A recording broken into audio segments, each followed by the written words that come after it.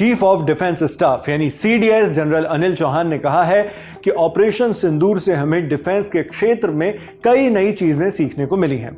इससे हमें पता चला है कि किस तरह से स्वदेशी रूप से विकसित काउंटर यूएएस सिस्टम हमारे लिए अब बेहद महत्वपूर्ण हो गए, बहुत जरूरी हो गए हैं। 16 जुलाई को नई दिल्ली के मानेकशॉ सेंटर में आयोजित डिफेंस वर्कशॉप के दौरान सीडीएस ने कहा, ऑपरेशन सिंदूर ने हमें दिखाया है कि हमारे इलाके के लिए स्वदेशी रूप से विकसित काउंटर यूएएस सिस्टम क्यों महत्वपूर्ण है। काउंटर यूएएस सिस्टम जो ड्रोन जैसे मानव रहित हथियारों को काउंटर करने के लिए इस्तेमाल किए जाते हैं, हमें अपनी सुरक्षा के लिए इसमें इन्वेस्ट करना चाहिए।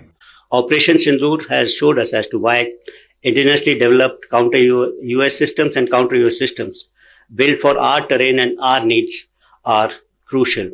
We cannot rely on imported niche technology that are crucial for our offensive and defensive missions.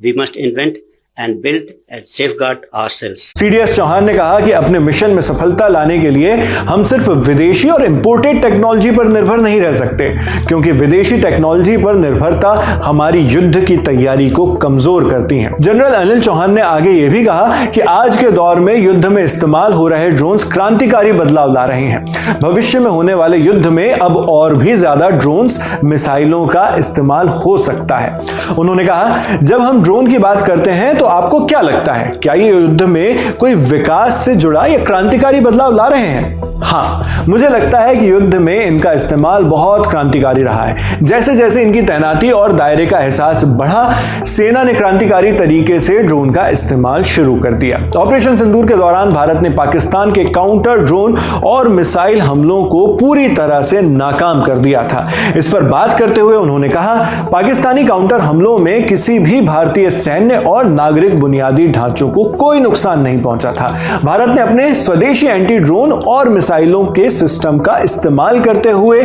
उनके ड्रोन और मिसाइल्स गिरा दिए थे।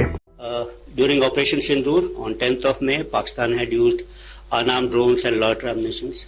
None of them actually could inflict any damage to Indian military or civilian infrastructure.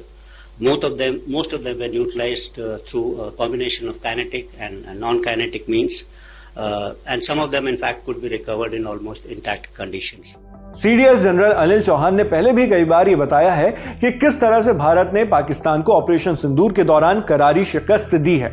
अब वो बता रहे हैं कि किस तरह से आने वाला समय पूरी तरह से ड्रोन्स, मिसाइलों का दौर है। हम कल के हथियारों के साथ युद्ध नहीं जीत सकते। ये तमाम बातें सीडीएस अनिल चौहान ने एक बार फिर से दोहराई हैं, उन पर जोर दिया है। बाकी इस पूरी खबर पर आपका क्या सोचना है, हमें कमेंट बॉक्स में लिखकर जरूर बताएं।